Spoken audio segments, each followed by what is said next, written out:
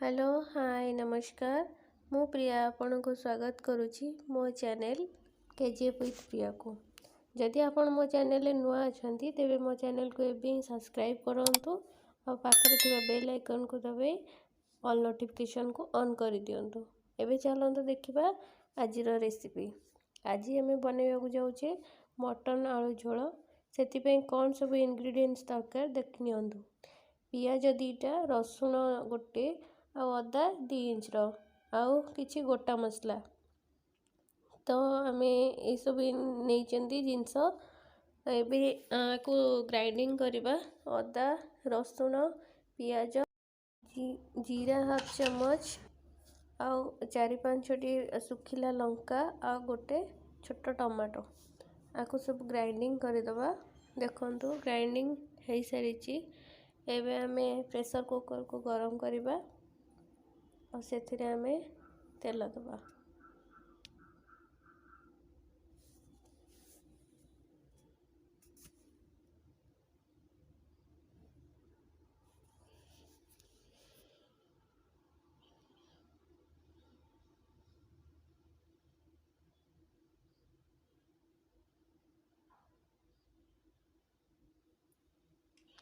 देखंतु तेल आमर गरम हो गलानी। से आम कि चीनी दबा कलर पाइंका। चीनीटा टिके लाल ही आसले से आम कि गोटा मसला दबा। जो सब गोटा मसला आम रखी ताकू देदबा। देखो गोटा मसला आम तेजपत्र, अलैच, गुजराती, फूल आउ लवंग नहींचु। तो ये गोटा मसला को आम पकईदबा। तापर आम पियाज को पकईदबा। ताको भल भाव मिक्स करदबा। एबे देखंतु मु मटन को भल भाव धोईकी रखी आलू को भाजिकी रखी। देखंतु पियाज आमर हो गलानी। तो ये आम बाटिक रखि मसला को पकईदबा।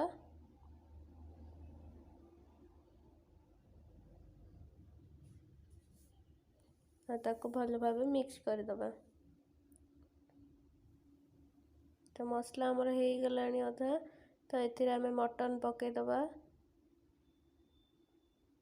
मटन मसला को आम 5 मिनिट पे प्रथम कषिबा। तापर मटन पकईबा। से हलदी आउ स्वाद अनुसार लुण देदबा।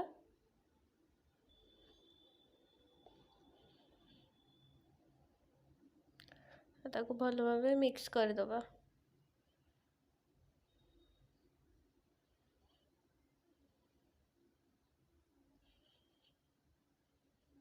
एबे मिक्स हो गलानी। आम ताको एबे घोड़े दबा।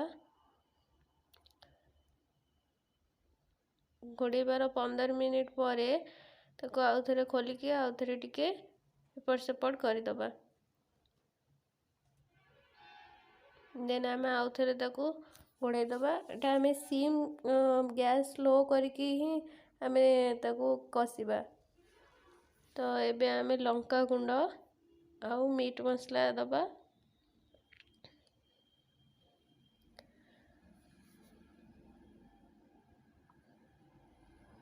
मटनटा अल्प हो गला से आम मीट मसला और लंका गुंड दे था।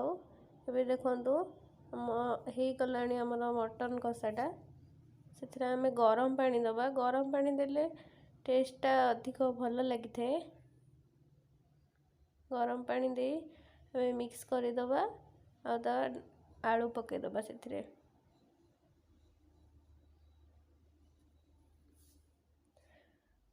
देन ताको मिक्स करी ता ढांकुणी देदबा।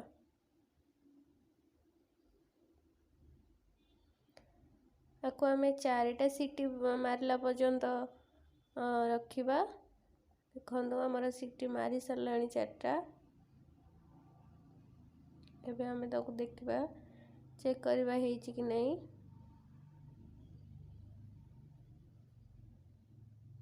देखो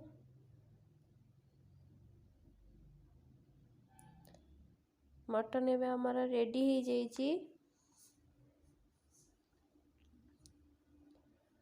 बहुत सुंदर भी देखा होची।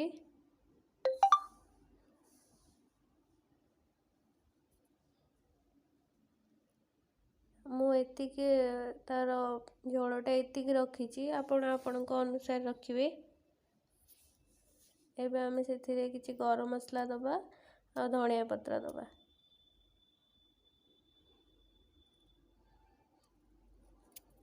ताको भल भाबे मिक्स कर दबा। देखंतु एबे हमर प्रस्तुत हो जाइए मटन आलू झोल। आपण थरे रेसिपी को ट्राए करंतु आउ मते कमेंट रे जणातु केमिति हेइछि। जदि भल लागिवो लाइक कमेंट शेयर निश्चय करंतु।